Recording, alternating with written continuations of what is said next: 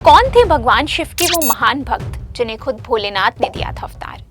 क्या है भील कणप्पा की कहानी? क्यों था उनके पूजा करने का तरीका सबसे अलग? क्यों शिव जी के लिए कर दिया था उन्होंने अपनी दोनों आंखों का बलिदान? नमस्कार, मैं हूँ हिमानी और आप देख रहे हैं इंस्टाफीड। कहते हैं सच्चे मन और पूरी श्रद्धा से पूजा की जाए तो भगवान की कृपा होना लाजमी है। यूं तो भगवान का हर रूप हमें बराबर प्यार देता है, लेकिन आज हम बात करेंगे भोलेनाथ की।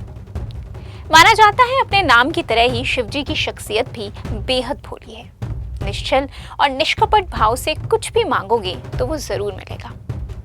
इसी बात को सच करती है भील कणप्पा और महादेव की कहानी, जहां अनजाने में मांस का भोग चढ़ाने वाले उनके भोले भक्त को भी भगवान शिव ने बेहद प्यार दिया। आइए सुनाते हैं आपको पूरी दास्तान। इस कहानी की नींव रखी गई द्वापर युग में, जब भोलेनाथ ने पांडुपुत्र अर्जुन की परीक्षा के बाद उन्हें पाशुपतास्त्र दिया। साथ ही अर्जुन की गुजारिश पर उन्हें अगले जन्म में भगवान शिव के महान भक्त बनने का आशीर्वाद भी दिया। इसके बाद कलयुग में हुआ कणप्पा के रूप में अर्जुन का जन्म और वो बने शिवजी के अनन्य भक्त। तमिल भील परिवार में जन्मे कणप्पा के पिता राजा नाग और माँ उडुपुरा थी। कहा जाता है कि इनकी पत्नी का नाम नीला था और एक व्याध थे जो शिकार से ही अपना और अपने परिवार का पेट पालते थे।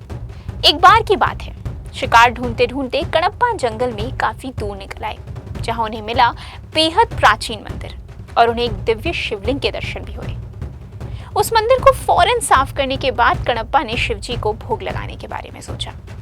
पूजा पाठ कैसे किया जाता है इस बात का कोई अंदाजा ना होने की वजह से उन्होंने अपनी समझ से ही खाने पीने का सामान लाने का फैसला किया, लेकिन उनका लाया हुआ भोग अपने आप में बेहद अलग था। कैसे, आइए बताते हैं। दरअसल जंगल जाकर कणप्पा ने सुअर का शिकार किया और उसका मांस एक पत्तल में रखा।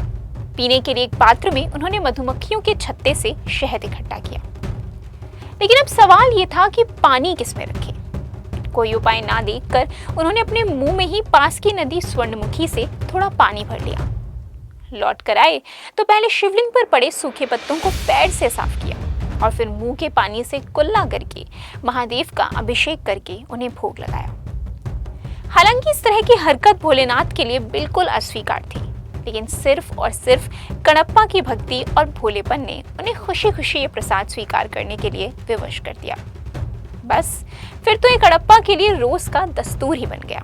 एक दिन शिवजी ने अपनी दिव्य शक्ति से भूकंप जैसी स्थिति पैदा की और मंदिर की छत गिरने लगी। सभी पुजारी ये देखकर वहां से भाग गए, लेकिन कणप्पा ने वहीं रुककर शिवलिंग को बचाने के लिए उसे अपने शरीर से ढक दिया।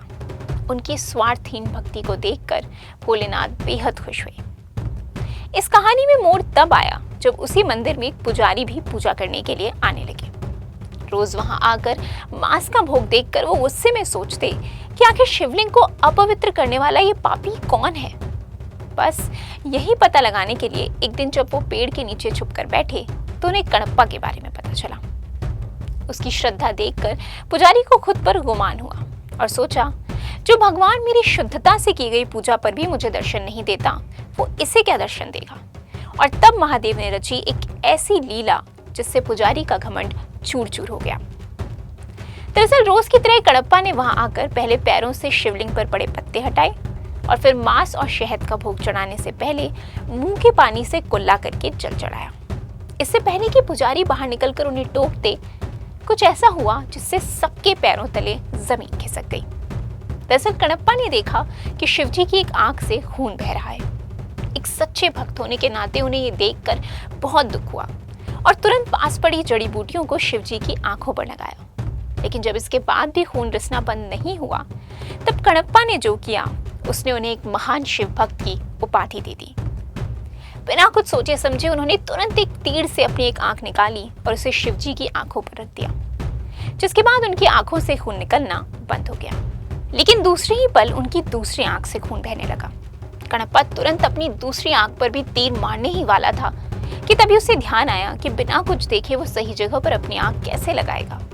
ये सोचकर पहले उन्होंने पैर का अंगूठा शिवलिंग की आंख पर रखा और फिर जैसे ही अपनी दूसरी आंख निकालने लगे, तभी भोलेनाथ ने प्रकट होकर उनके हाथ पकड़ लिए और दोनों आंखों की रोशनी लौटा दी।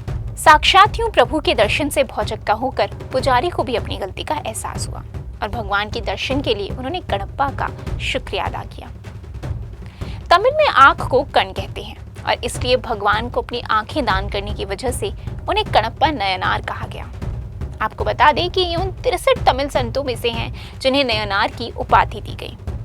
कणप्पा इतने बड़े शिव भक्त थे कि उनके आखिरी समय में लिंगम में समाहित होकर उन्होंने मोक्ष की प्राप्ति की। दक्षिण भारत, खासतौर पर तमिलनाडु में भक्तराज कणप्पा की काफी मान्यता है। आज के समय में आंध्र प्रदेश के तिरुपति जिले में कालहस्ती नाम की जगह है, जहां श्री कालहस्ती महादेव के नाम से वही शिवलिंग स्थापित है। माना जाता है कि शिवभक्त कणप्पा ने इसी शिवलिंग पर अपनी आंखें बलिदान की थी। तो आज की कहानी बस इतनी ही। हम अपनी रोजमर्रा की जिंदगी में इतने मशगूल हो चुके हैं कि 2 मिनट रुककर भगवान के आगे हाथ जोड़ने का वक्त भी नहीं निकाल पाते। इसलिए आज और अभी से ये फैसला कीजिए कि दिन में भले ही कुछ मिनटों के लिए, लेकिन मंदिर के आगे झुककर सच्चे मन से पूजा जरूर करेंगे। क्या पता भगवान कब आपकी सुन ले। इस तरह की और भी कहानियां सुनने के लिए इंस्टा फीड के पेज पर जाकर घंटी के निशान को जरूर दबाएं।